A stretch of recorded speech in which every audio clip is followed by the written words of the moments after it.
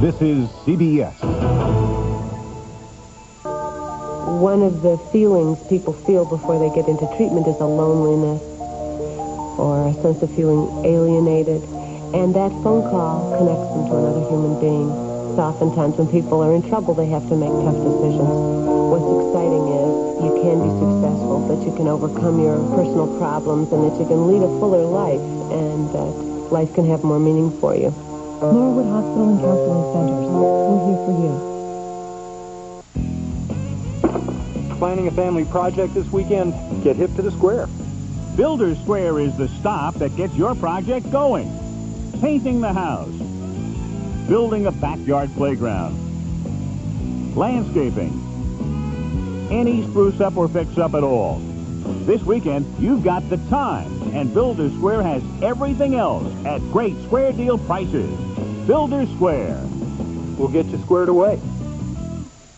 If you only do one thing this holiday weekend, get to Fred's huge Memorial Day sale, because now through Monday only, you'll save big on top brand name TVs, stereos, appliances, camcorders, computers, and more. Get GE refrigerators from $2.99, Sony camcorders from $4.97. Get a free bag, battery, and videotapes, plus free delivery on big screen TVs, and free delivery on side-by-side refrigerators. But you must hurry. Fred's huge Memorial Day sale ends Monday, 6 p.m. Fred's, good people, great prices. So what can you really do to keep thieves from stealing your car? We'll tell you at 11. Tonight on 48 Hours. This job was his life. The frustration kept building. Ever get angry at your boss? Angry enough to kill? 1 minute you're calm, and the next minute just... He pulled the trigger. I had so much hate built up in me. But says he's the victim. He said it was because we fired him.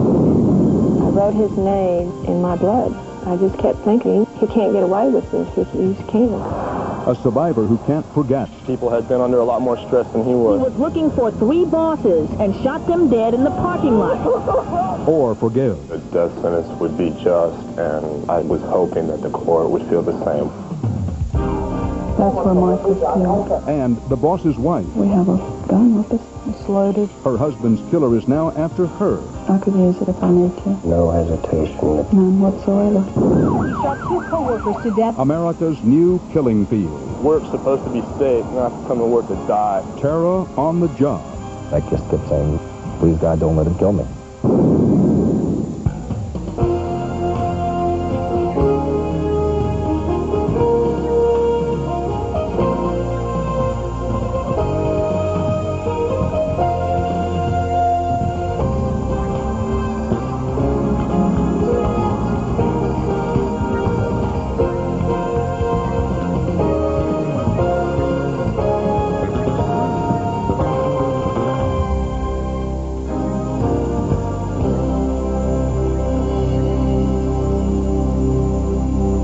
For many Americans, the safest place outside the home has been the workplace, but no more.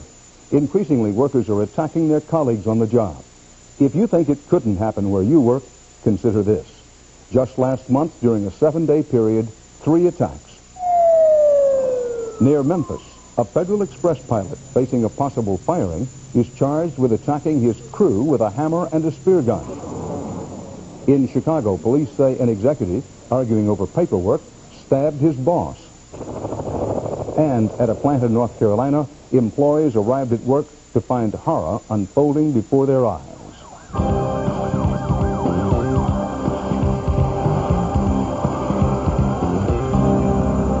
Well, we were told there was a guy in the building, he was shooting people. I saw 6 or 7 people running in all directions, some hitting the floor.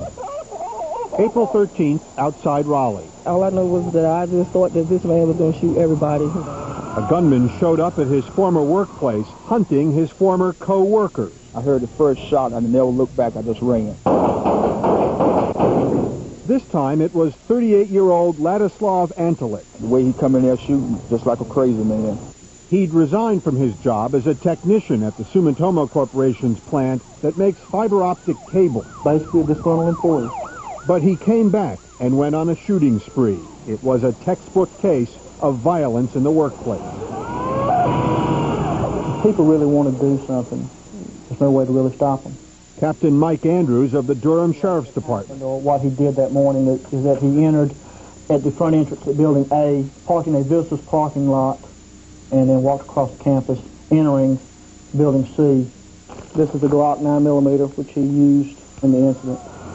By the time it was over, Antelik had killed 2 workers, wounded 2 more, and finally killed himself. The night of the incident, we did a search warrant on Antelik's residence.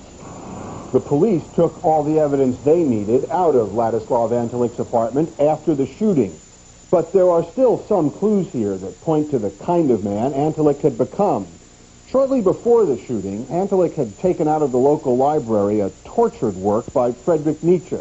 The book was stamped due April 27th, 2 weeks after the shooting.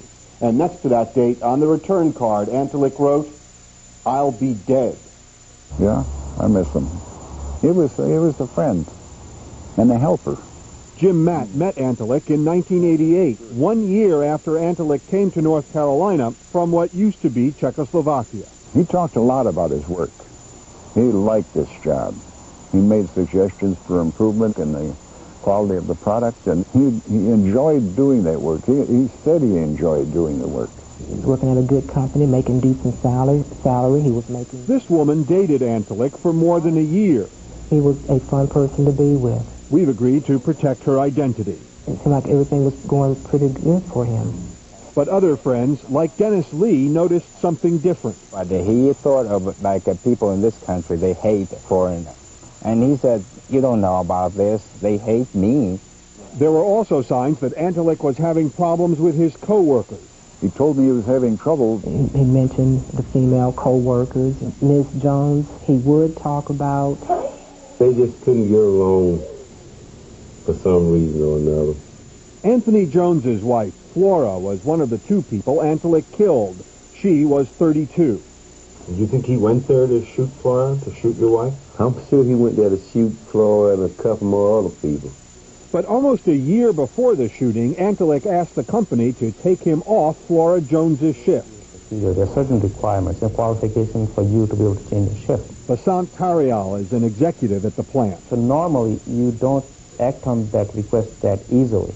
But the management would not change Antelik's shift. He was unhappy with some of his coworkers, but normally you think of that as a routine, right?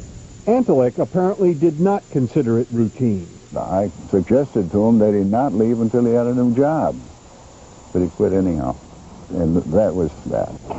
But that wasn't that. After quitting, Antelik went back to the plant the next working day and wanted his job back. He said that he wanted to work. And even after he had resigned. Right, and other people apparently